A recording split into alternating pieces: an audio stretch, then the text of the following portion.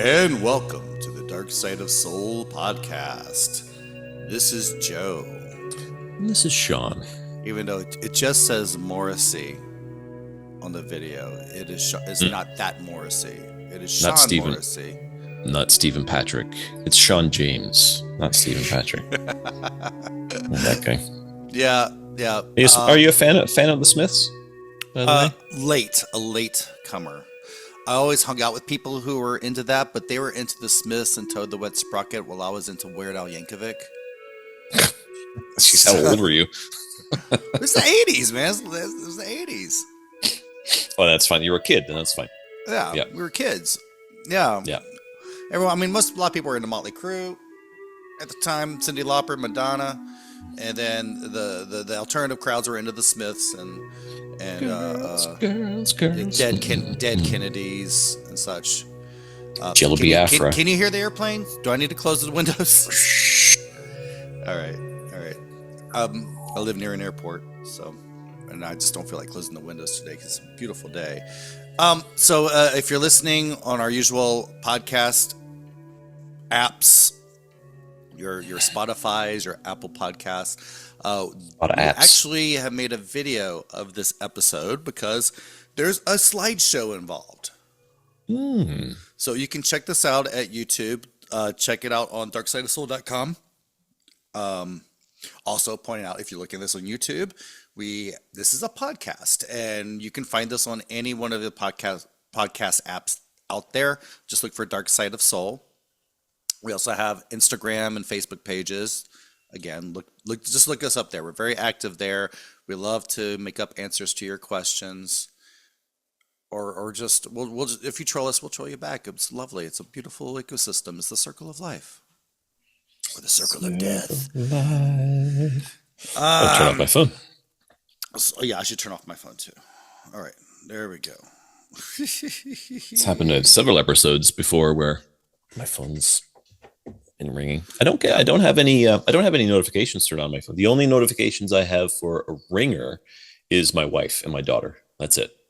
Every other phone number comes in silent. Oh well, mine goes to my watch, and so that's how I'm able to know, because I don't like phantom buzzes. That's how you're able to ignore it. Yeah. I ignore it with that. Right? Yeah, I just all right. It's not important. Yeah. Oh, it's Ron. Ignore. All right. Love you, Ron. All right. Anyway, we're doing this special one because Shawn, as of this recording, is going to give a lecture at the Canadian Embassy for the Jongdong Festival, and one of my favorite festivals that Seoul does. It's a very charming festival. What they do is they take out this whole neighborhood, this whole street that is known these days as this is one of the places where Westerners were first allowed to settle in Seoul in the late 19th century. And so has that same feeling of a turn of the 20th century Seoul, where it was a good mix of, I call it a mixture of Korean stone and Western red brick. You say That's that? a good way to put it. Yeah. Especially at the roundabout, it really has that. Especially when they had the fountain there. Remember when they had the fountain at the roundabout? It's still there. It's still there. They took it out. Oh, okay. I saw water running on something. Maybe they busted a fire hydrant. Oh, I mean, well, they used to have sculptures. They had sculptures there, but they were not. I think they got rid of the sculptures, but the fountain's still there. The sculptures are taken out. I haven't seen the water in ages, and I think I kind of just haven't looked at the roundabout because I always thought it's like, they took everything out in the middle. So, and I'm usually never there in the day. I'm only there on the tours at night. Yeah, I was there the other day, Wednesday, and I don't look at it. But I anyway, I consider it one of the most charming areas that a lot of visitors do not go to. It's wonderful. It's quiet. It's in the middle of the city, but this is quiet pocket of the city. A lot of the embassies of the older nations that have had relationships with Korea the longest are there, other than Japan and China. I would say the Canadian Embassy, the British Embassy is nearby. The American Ambassador's house is there. The Russians, the Norwegians, the Dutch, the New Zealanders, they're all in that area. It might even be more than that. But yeah, and I mentioned that on my tour. So anyone who's been on either of our tours or both, they'll know that. Well, your extended version, right? The Yeah, extended my version of extended your tour. version. Well, Yeah, actually, more recently to my extended version. But yeah. We both, if you're new to us, we run the Dark Side of Soul tours and mm, Soul. Soul's right. only and longest running dark history tour and Ghost. Mm, We do Ghost and Folklore. yep, that's my part, and then Joe does the tragic, bloody history stuff. History and dad jokes. The history of dad jokes, the bloody history of dad jokes. And so yeah, and I mention on my tour when I'm there that it's Jongdong highlights something that I really love about Seoul, where it's Seoul's a large old city, but there are little pockets like that, not just Jongdong, but other places too that are scattered throughout the city, and they're full of history and legend and lore.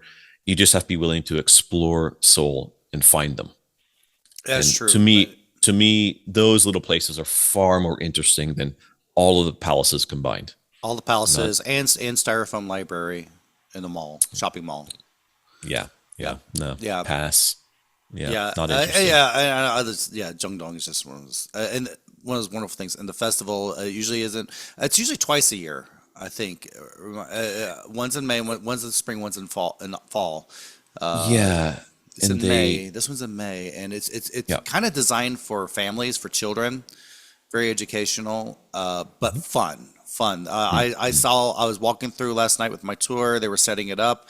They have a busking stage. Where street musicians can play. Uh, Already they got this cool photo area, photo zone, and you sit on this park bench full of roses, and it's surrounded by really old-fashioned light fixtures, Mm. just like brass and everything, and just looks like turn of the century brass lighting Yeah. fixtures, which shows like yeah, Jongdong was one of the first areas where there was electric lights in Seoul. Myeongdong was Oh, the first. right. Myeongdong was the first, but Mm, Jongdong.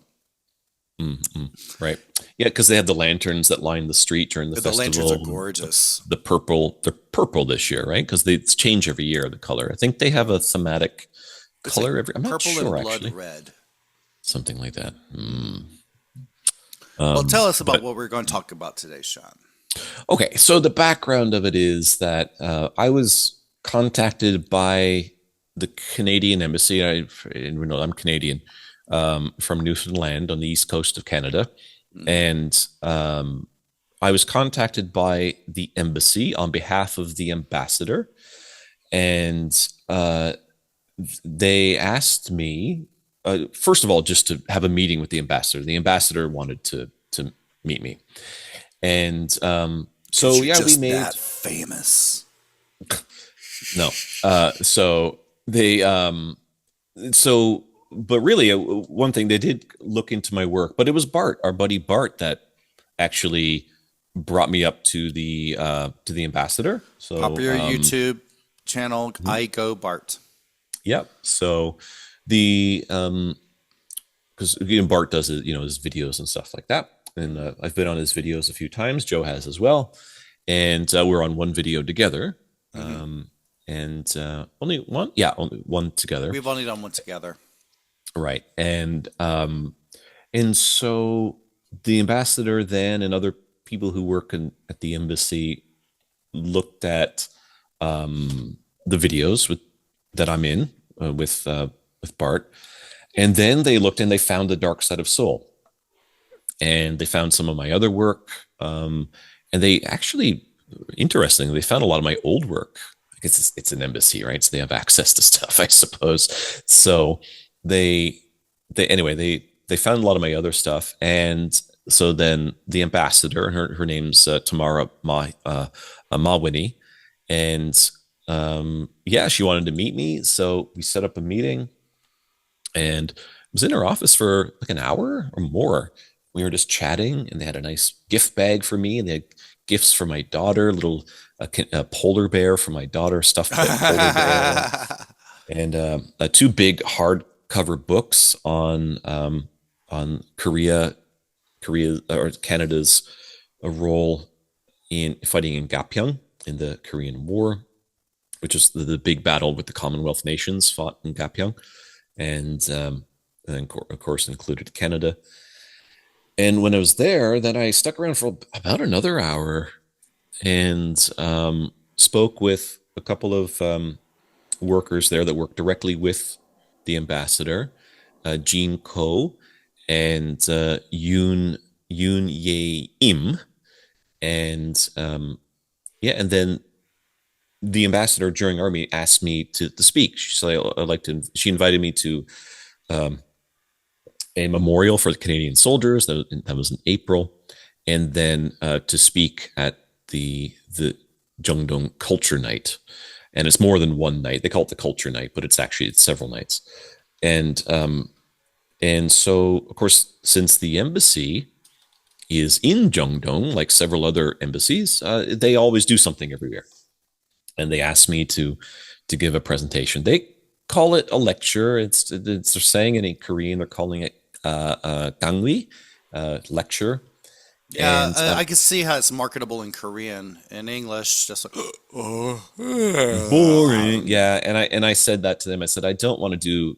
I'm not going to do a lecture, and I mentioned that in the presentation itself.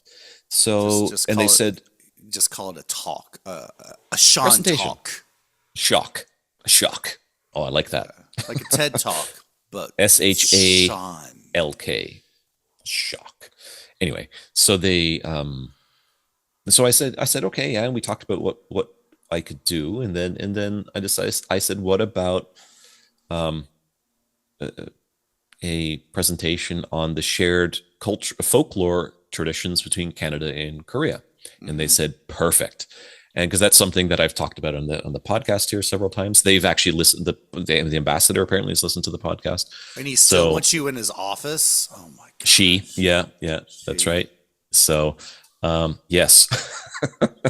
So Wow. she's actually really cool. When I'm sitting with her, I was in one of the top international government diplomats of the government of Canada, and it was just like sitting around, like having a chat. It was very light and casual. It was quite nice, and she's a very very nice person. So anyway, she probably doesn't mind that we drop a few f bombs here and there. Um, and so yeah, and so I decided to do that, so they know that that's something that I'm interested in, the shared traditions between cultures, kind of the unintentionally shared traditions between cultures. And so I said, how about that? And they said, good. And we set it up, and it's going to be tonight. Actually, as we're recording, it's going to be tonight. So, but when this gets released, it's going to be after we'll have already concluded. But you look forward So to going to Jungdong Festival next time. But yes, so it's fun going through on our tours. I like going through there on our tours. me too. It's often a bit late when we get there. Things are kind of winding down, but it is a night tour. They do focus on, because it's a cultured night. Their thing is that they have lights and stuff, but it does start fairly early, like you said, like for families and stuff. Hmm. I think things kind of shut down around 10, fully shut Hmm. down, maybe. Right, right. Because when I go by on my tour, which it tends to be around 10 o'clock, it's pretty much closed. Yeah, yeah. I think most things are like between 7 and 9. Hmm. They're right around that time. So, but anyway, if you're back in Korea and you find out, it is usually in May. So if you find out that the Jungdong Culture Night's going on, go just check it out. Most things are free. You can walk around, and it's presentation. Some of them you can even just walk in if they have space. I think you can just walk in. This presentation I'm giving, there's two times. The space is limited. They only allow maximum of 30 people per presentation, and both of them are Mm. pretty much full, I've been told. So with pre-tickets, government officials are going to be there. Chunggu, of course, the central district of Seoul is the chief financer. They're the ones that mostly, like, I'm getting paid for this presentation. I'm being paid by them. The embassy is the host, and then Chunggu office is the sponsor, essentially.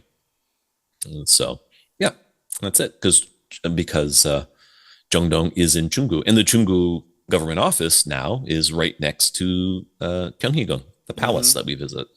We visit on our tours. So we thought, let's do an episode. Let's just do an episode sharing this. Why not?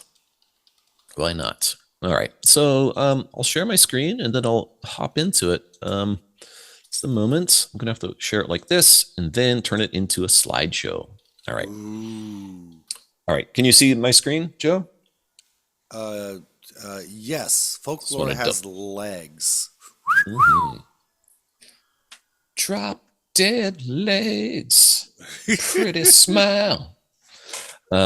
Yeah, so this is it. That's what I've titled it. And this is how gorilla we are and how gonzo we are on here is my washing machine's about to go off and it's a Korean washing machine, so it's gonna play a song.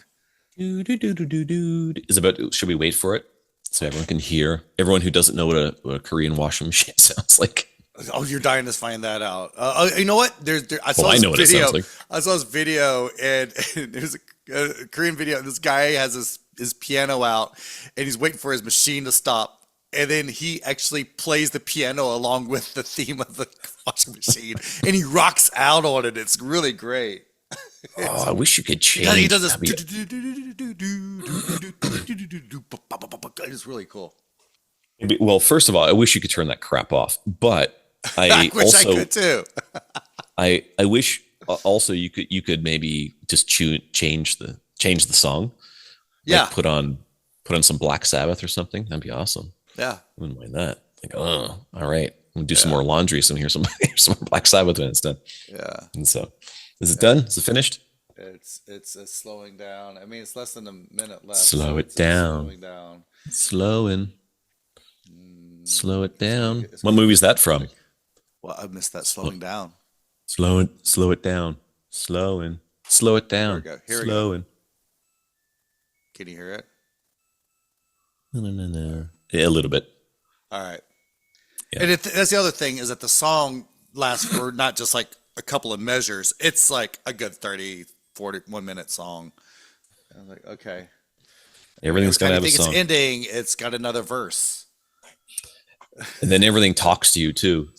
Products that you've already bought advertise themselves to you. It's like, oh, thank you for buying a Cuckoo rice maker. It's like, yeah, I know. I bought you. I know you were made by Cuckoo. You don't have to keep telling me this. Anyway, all right. Okay, good to go? Right, let's go. All right. So, of course, I'm going to start. I'm going to be thanking everybody, the Honorable Ambassador. She's going to be there. And then the people who helped organize it and whatnot. I think some friends are going to be there as well. So I'll just give a wink and a nod to them also. So, yes, and that's how I'll start. And then I'll go with this photo. So, do you know who this is, Joe? Do you know who this person is in the photo that I'm sharing? Gosh, no, I do not. Okay. It's understandable that you don't because she wasn't famous, but she's a key figure in the discussion, in the presentation, because she did unknowingly help grow the awareness of the cosmopolitan nature of folklore. So we'll come back to her later. Now, this is not a lecture. At most, it's a presentation. And I would like it to be a conversation that would stir realization for everyone tonight, Koreans and Canadians, and our listeners here on the podcast, that we are a lot more culturally similar than we sometimes think we are.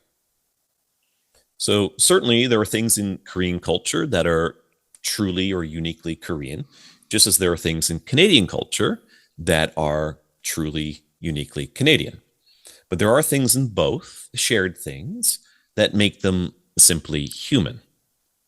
And that's what I would like to discuss. She's a human. So, she's a human. I hope no one in the actual presentation yells that out. That's why I'm not there tonight. That's why you don't want me there. I like in the middle. I like the security escorts Joe out because you're in an embassy with ambassadors and government officials. There's going to be security you there the whole time. Just pull you out, like, sir, you're going to have to leave. And your girlfriend's like, I'm going to stay. Yeah, I don't know him. I want to hear this presentation. She does that anyway, so that's fine. I'm used to it. So yeah, so we'll explore together just a little bit of the shared folklore and culture of our two great countries. Now, I'll interject something as a pause in the presentation. This is also something that I mention on my tour. So anyone who's been on my tour, especially the extended, I do. This is a thematic point of one section, at least one part of my tour. So, what is folklore? So it's a broad term that isn't always fully understood, but it's worth a quick mention to highlight what the presentation is about. So, folklore is the collection of traditions, beliefs, customs, stories, and so on of a particular group of people. It's traditionally passed down through generations, which encodes it in heritage. Traditionally, it's also passed down by word of mouth and through direct teachings and observations. Folklore spans from the largest things, like how we celebrate holidays, to the smallest things, like jokes. So, for example, Joe, knock knock. Who's there? There you go. We just participated in folklore. You knew culturally how to respond to me simply saying to you, knock knock. That's folklore. That's an Okay. example of folklore. So Okay. you can So I'm see in how suspense to know what the rest of this joke you want me. is. Okay, you want me to finish it? Okay, Joe. Well, okay, let's start again. Okay. Knock knock. Who's there? Cow says. Cow says who? No, that's wrong. That's an owl. A cow says moo. Oh, okay. Okay, I No, I get didn't it. say that. I didn't say folklore jokes were funny, but they're just folklore. I got a So really funny Korean knock knock joke, but I'll do that some other time. okay, save it for the end. Let's not forget it. We'll keep people in I'll suspense for forget the it. end. I'll forget it. I know me. Okay. So the word folk, the section folk in folklore, is particularly important, especially to my interests. In folklore context, the word's meaning has shifted over time, and it's still actually quite flexible. But for me, I'm interested in it as it refers to the common people.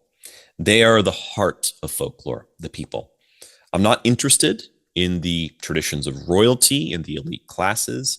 I'm interested in the lore of the common people, past, present, and future. And any listener to the podcast knows that. So, a little of my background, if I may. I would like to share just a little of myself. My home province is Newfoundland and Labrador. It's Canada's most easterly province. It is on the traditional lands of the Beothuk and Micmac First Nations. The Norse Vikings settled here more than 1,000 years ago, long before Columbus arrived in the New World. It became a British colony in the early 1600s. However, many Irish forced to leave their homeland due to the Great Hunger, also known by other people as the Potato Famine, in the mid 19th century, were sent here or chose to settle here. One of these Irish people was my great great grandfather, who sailed across the North Atlantic from Sligo, Ireland, to Brigus, Newfoundland. And that is the photo that you see here. This is Brigus, my ancestral hometown in Newfoundland. That's so cool looking. Yeah, beautiful spot. So the Irish brought with them their folklore. Even though the Irish faced hardship and restriction in Newfoundland because of the British colonial government, their culture flourished. Today, Newfoundland is often called the most Irish place in the world outside of Ireland. So I grew up steeped in my Irish Newfoundland culture. Newfoundlanders, especially the Irish Newfoundlanders, are skilled in at least one of these three things: being a singer, a musician, or a storyteller. The more talented, of course, are skilled in all three. I am not one of those more talented. You would not want to hear me sing, but I grew up with all of it. I was 21 when I left home. And as I started to travel, first within Canada and then around the world, experiencing culture and lore, I realized something. Folklore has legs. It travels. It is lifted from one place and brought to another, where it takes root, experiences change to its motifs, the smallest aspects of it, and grows to become a foundation of its new home. Then it's lifted and transported somewhere else. Also, similar narratives within folk beliefs can be found in cultures that had little to no historic communication. So, as I see it, this is because there are only so many narratives the human mind can create. These narratives and ideas are bound then to repeat independently across cultures. This is a sign of the connected humanity of all culture. I have long advocated for incorporating global folklore studies into elementary schools and higher to help us understand just how similar all of us really are. And then I arrived in Korea 25 years ago. This was long before the rise of Korean soft power. I had 50 Canadian dollars in my wallet, not even real money. I had no idea what I was doing. I didn't know very much about Korea. I knew there was a war here in the 1950s because we studied it in 20th century history class in high school.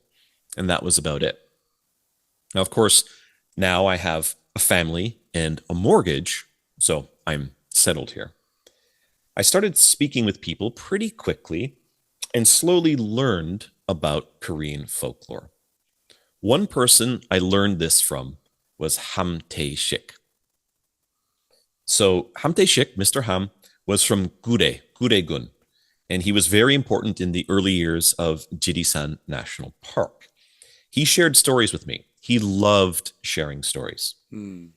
He was like the quintessential grandfather figure who loves nothing more than telling younger people about life in the past, his experiences, and a few legends. And like all good storytellers, Mr. Ham was an excellent liar. Because, as the old saying goes, never let the truth get in the way of a good story.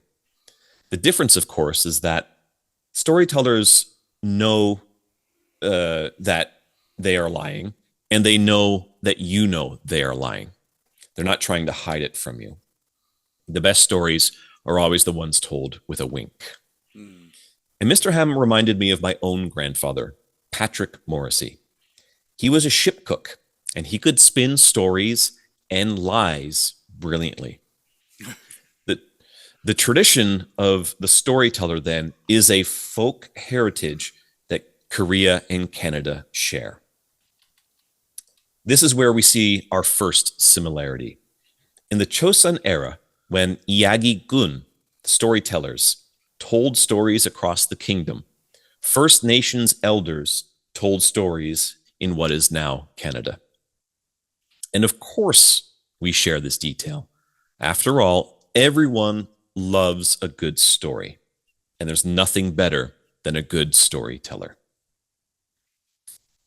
And also, cultures around the world apply meaning to natural things, associating those things to themselves.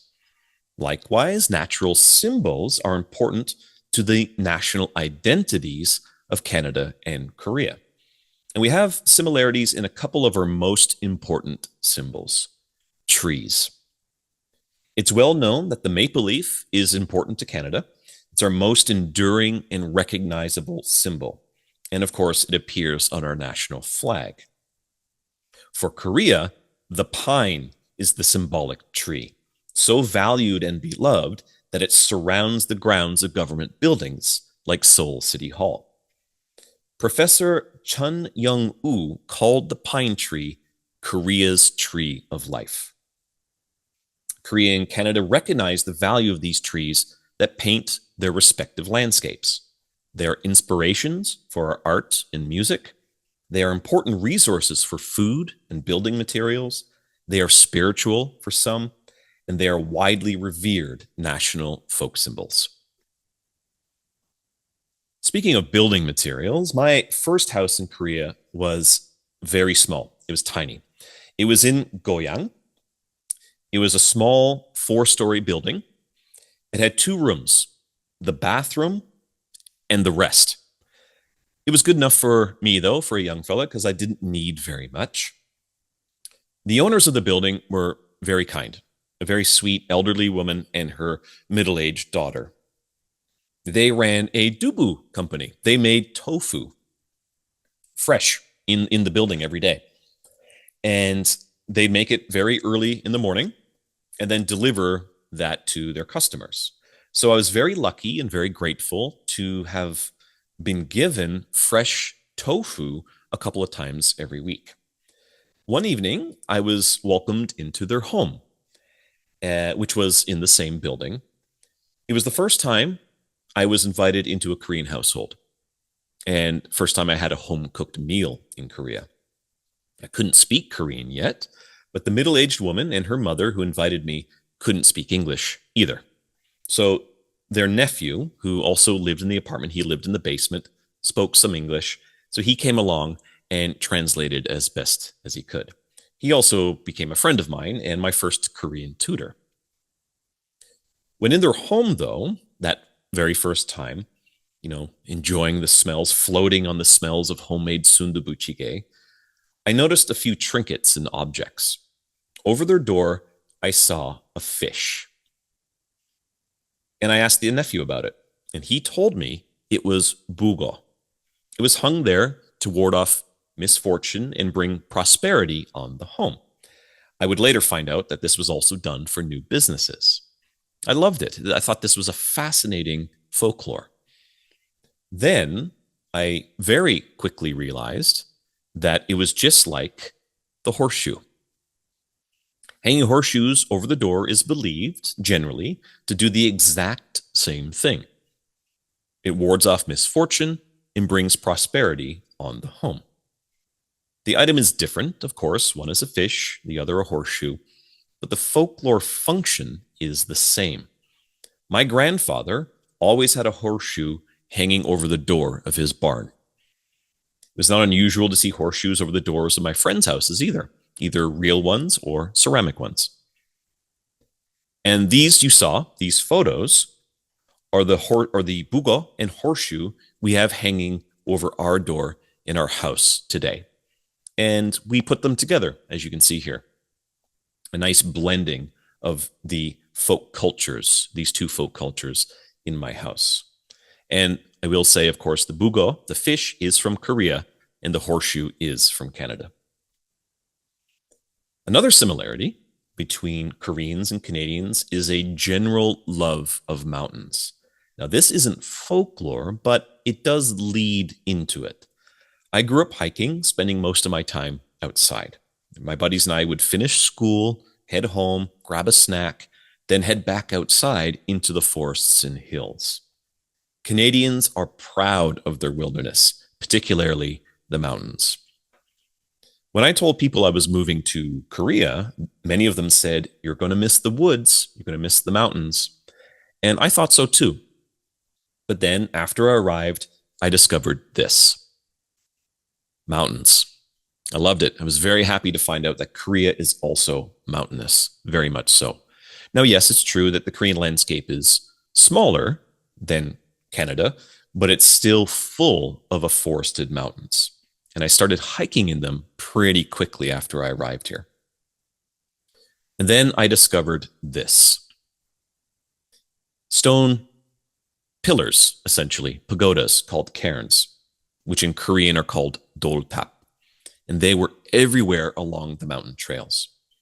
Speaking with people, I learned that they had spiritual significance, particularly with links to Sanshin, the mountain gods, and also Buddhist temples.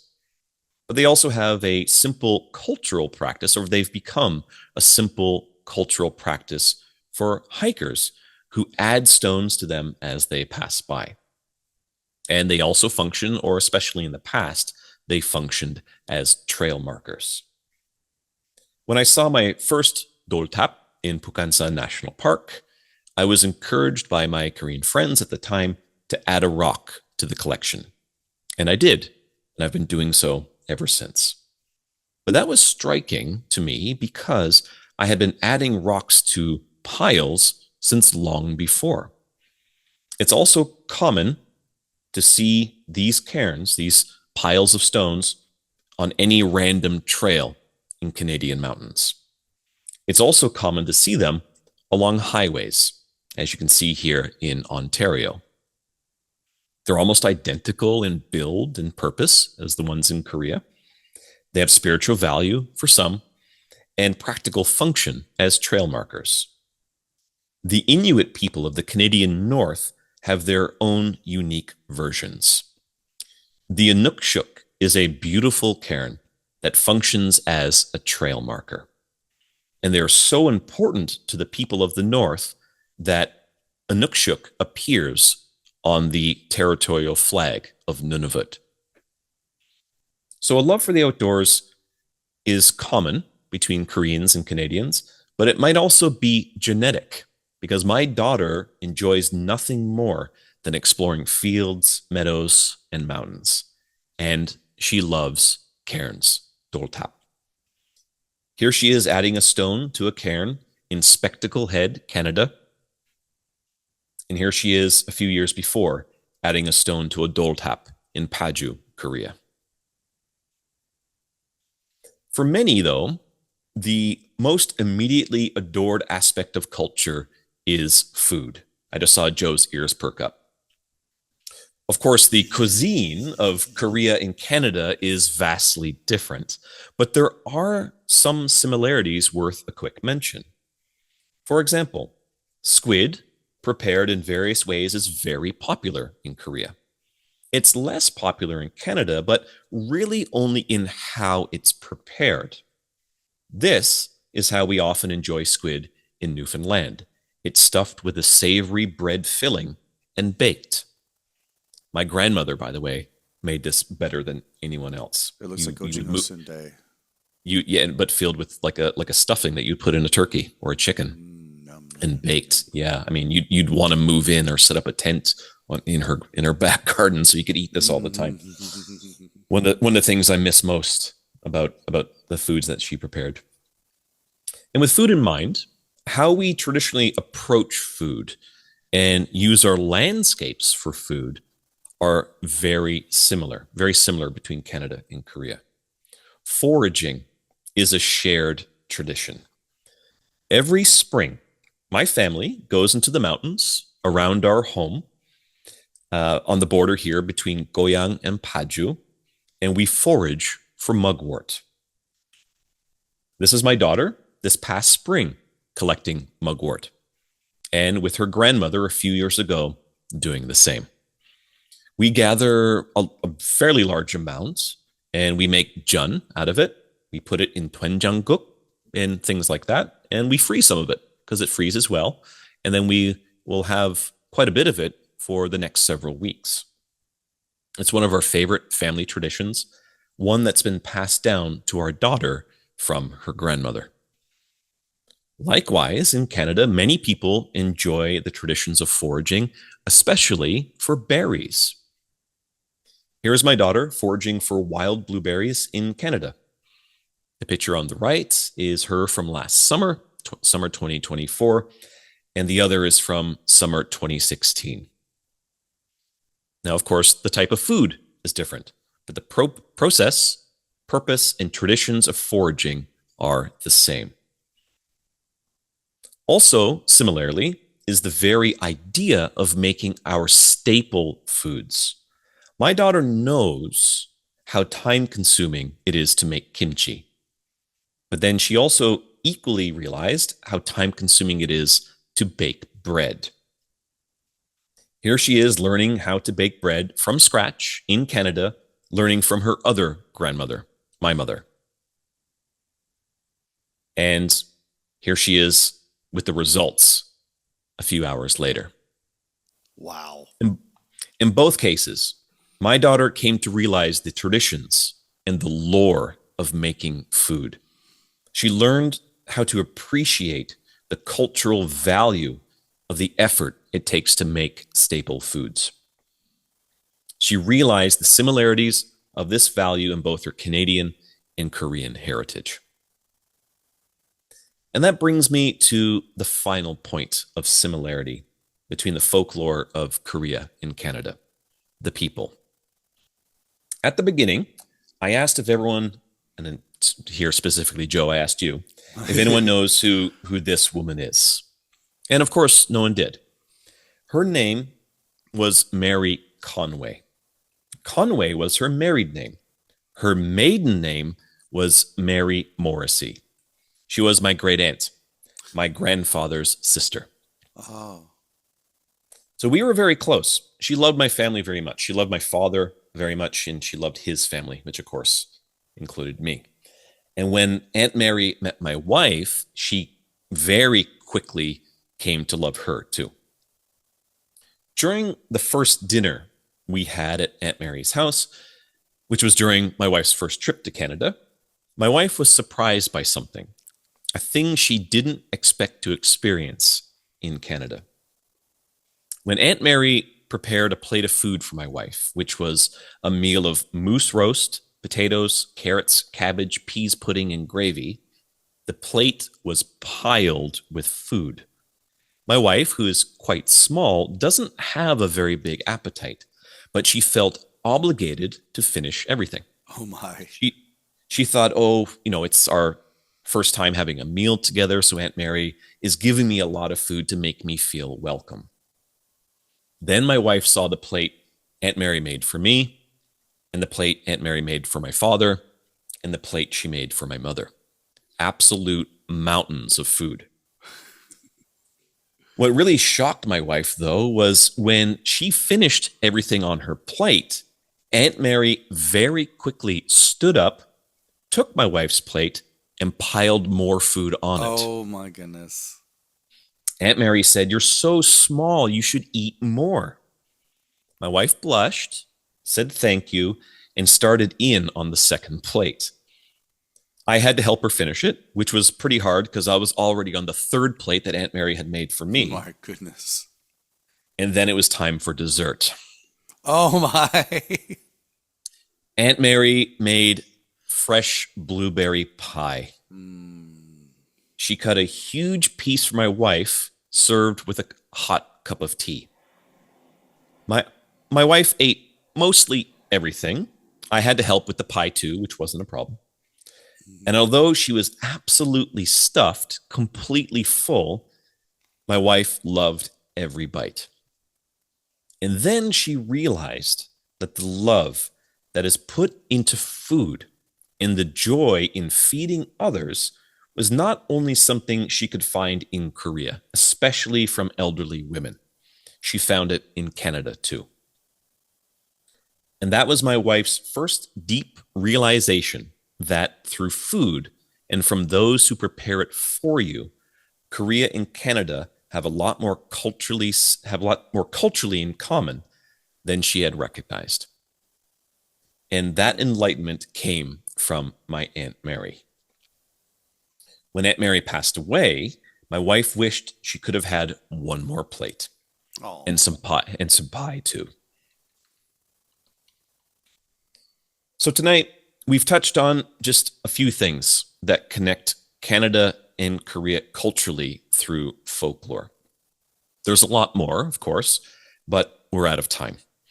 With all this said, I'm not very interested in what makes cultures unique. That's far too easy to see and point out. For me, finding our folklore and cultural similarities, while perhaps being a little bit more difficult, is far more valuable. I hope everyone tonight and all our listeners here on the podcast who are listening found a little bit of encouragement to go on such a cultural exploration for yourselves. And if you happen to find shared traditions, please get in touch because I would love to hear about them. Thank you. And that's it. That'd be it. Yes. All right. And of course, it's going to be translated. There will be the interpreter there, like I was saying, and so yeah, it will probably about double the time. The length, yeah, the length of it, yeah. And there you go. That was good. Yeah, That was really good. So- I learned new things. The Cairns I found really interesting. Right, and yeah, it didn't really pop into my head until I started talking about food. I was like, oh, I'm talking to Joe McPherson. He might like this. Yeah. So have you found similarities between Korea and Alabama that come to mind right away? Extreme Protestantism.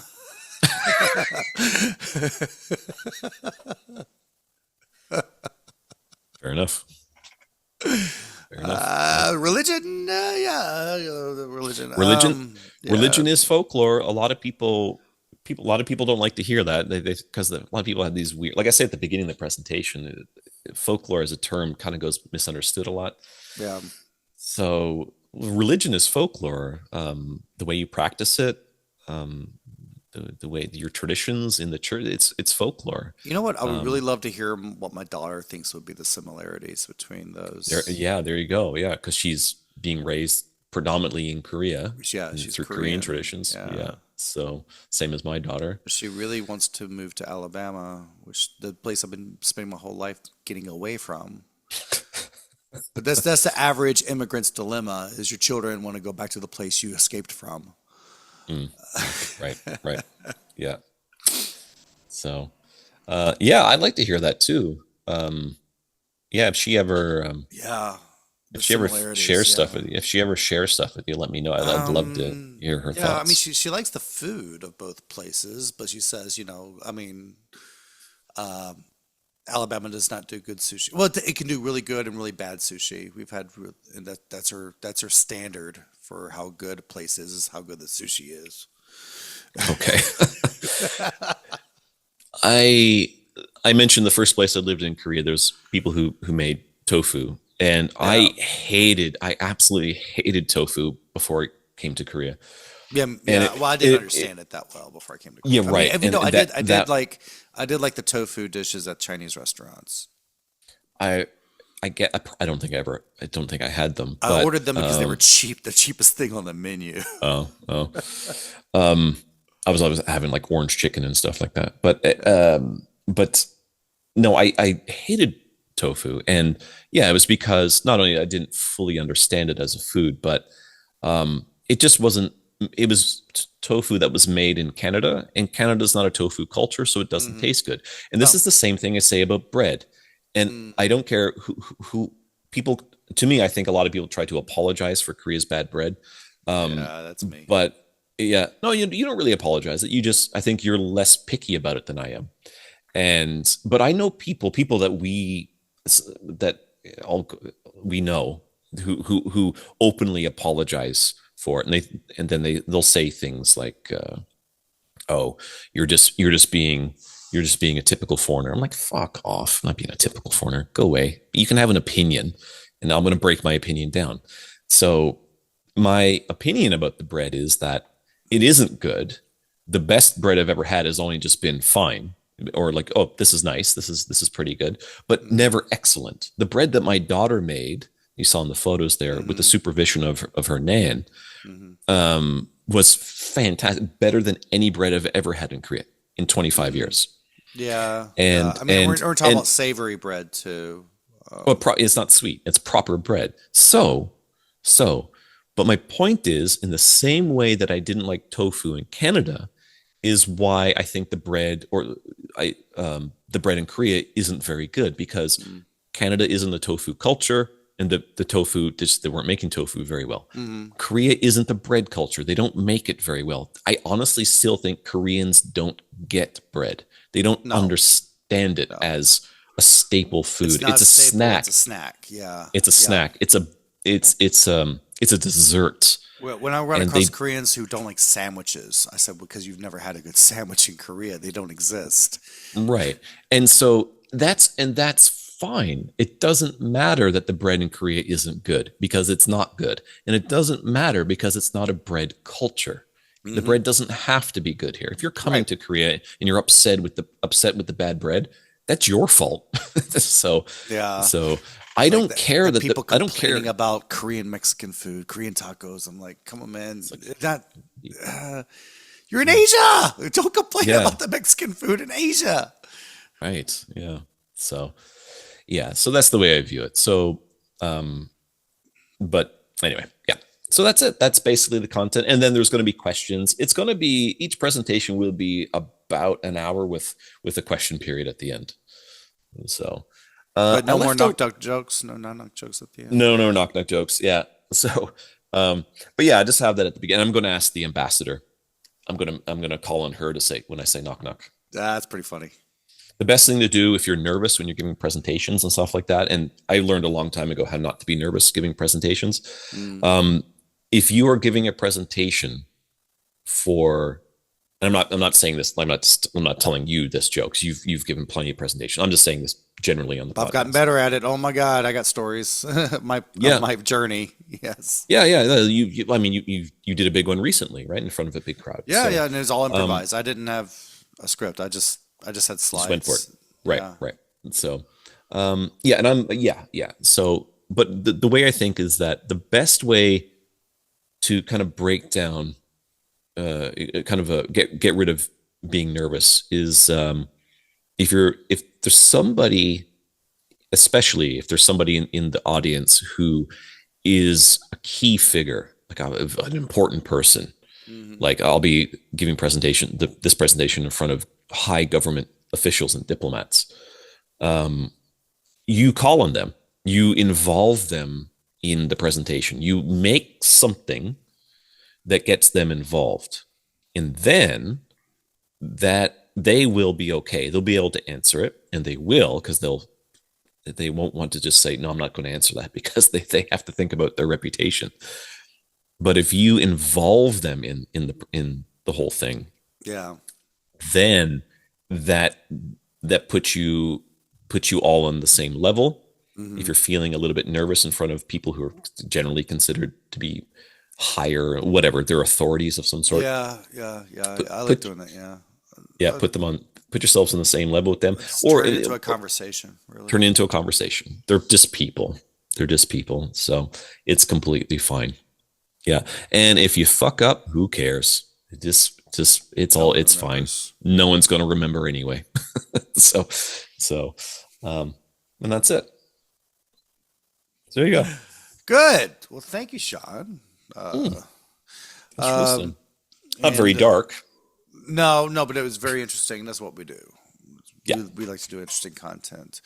Just pointing out that the Dark Side of Soul podcast is produced by Shawn Morrissey and Joe McPherson. Our opening closing music is uh, by Sorak-san, which you can find on Bandcamp under Jeju Digital. I'm doing this all from memory, and it just totally see that's what Mm. happens. You messed up, and no one will remember that. Yeah.